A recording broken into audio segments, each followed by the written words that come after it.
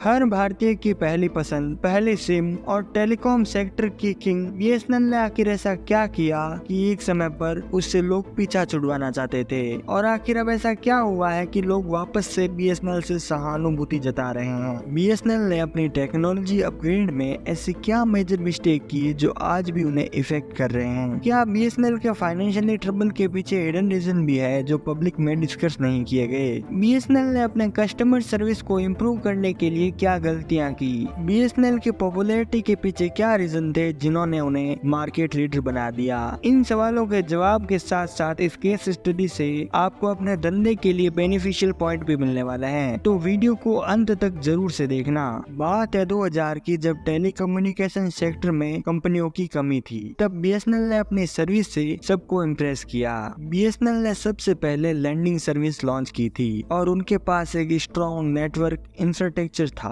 उनकी early market entry उन्हें एक एडवांटेज भी देती थी। जब बाकी कंपनियां अभी सेटअप हो रही थी, बीएसएनएल ऑलरेडी स्टेब्लिश हो चुकी थी। साथ ही बीएसएनएल के प्लान और सर्विस काफी अफोर्डेबल भी थे, स्पेशली रूरल एरिया के लिए। उनकी सस्ती और अच्छी सर्विस ने उनको आम आदमी का फेवरेट बना दिया। और शायद आपने नोटिस भी किया होगा कि बीएसएनएल के प्रीपेड और पोस्ट पेड प्लान हमेशा बजट फ्रेंडली होते हैं। जिस समय पर बाकी कंपनियों का ध्यान शहर के अमीर लोगों को अपनी ओर आकर्षित कर ज्यादा पैसा कमाने पर था, उस समय पर बीएसएनएल ने गांव-गांव डाणी पर जाकर अपना नेटवर्क प्रोवाइड किया। अपनी अफोर्डेबल सर्विस के साथ साथ हर जगह पर नेटवर्क अवेलेबल बीएसएनएल को एक अलग ही एडवांटेज दे रहा था। बीएसएनएल एक गवर्नमेंट एंटरप्राइजेस थी और इसके पास गवर्नमेंट सपोर्ट और रिसोर्सेज भी थे।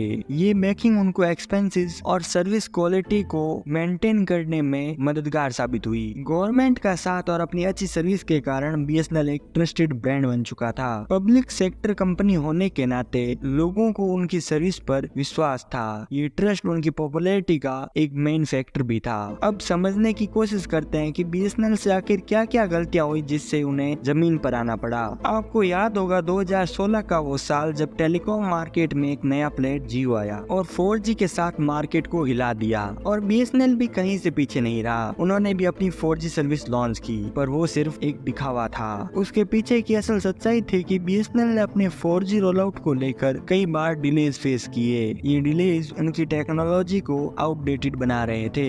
अब आपको लग रहा होगा कि ये डिलेज सिर्फ टेक्निकल इशू की वजह से थे। नहीं, इसके पीछे और भी रीजन था, जिसमें से एक बड़ी वजह थी उनका आउटडेटेड इंफ्रास्ट्रक्चर और प्रोक्यूरमेंट प्रोसेस। बीएसएनएल ने अपने नेटवर्क इंफ्रास्ट्रक्चर को टाइम पर अपग्रेड नहीं किया, जिसकी वजह से उनकी 4G रोलआउट स्ट्रांगली फेल हो गई। उनका प्रोक्यूरमेंट प्रोसेस इतना स्लो और कॉम्प्लेक्स था कि नई टेक्नोलॉजी को अडॉप्ट करना मुश्किल हो गया। अब बात करते हैं बीएसएनएल के फाइनेंशियली ट्रबल के बारे में। आपको लगता है कि बीएसएनएल की फाइनेंशियल प्रॉब्लम सिर्फ मार्केट कंपनीज की वजह से है, तो ये सोचना गलत होगा। उनके फाइनेंशियली ट्रबल के पीछे कुछ हिडन रीजन भी है जो काफी इंटरेस्टिंग है। बीएसएनएल ने अपने इंफ्रास्ट्रक्चर एक्सपेंशन और सब्सिडीज पर इतना ज्यादा खर्च किया था कि उनकी फाइनेंशियली हेल्थ बहुत पुअर हो गई। ये सब्सिडीज जो रूरल एरिया को बेनिफिट देने के लिए थी, उसके मिसमैनेजमेंट के कारण काफी मिसयूज भी हुए।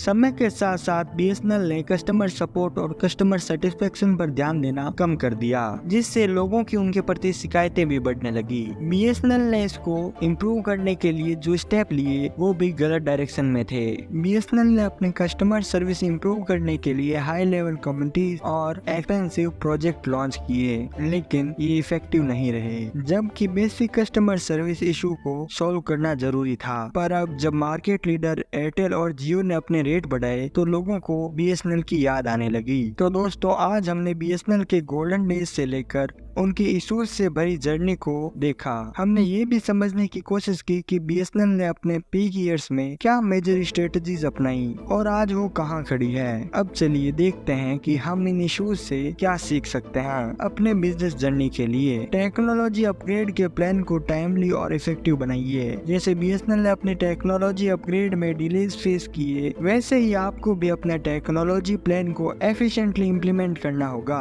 अपने पैसों को जरूरत के हिसाब से सही जगह पर लगाना और पैसों को इस हिसाब से रखना कि आगे आने वाली समस्या को निपटा सकें। कस्टमर ही भगवान है, इस चीज को ध्यान में रखकर कस्टमर के हित में सभी कामों को करना और उन्हें प्रॉब्लम्स ना देना। मार्केट कंपटीशन के चेंजेस को ध्यान से मॉनिटर करना और अपनी स्ट्रेटजी अकॉर्डिंगली अपडेट करना। अपनी ऑपरेशनल कॉस्ट को अपने बजट के हिसाब से बनाइए।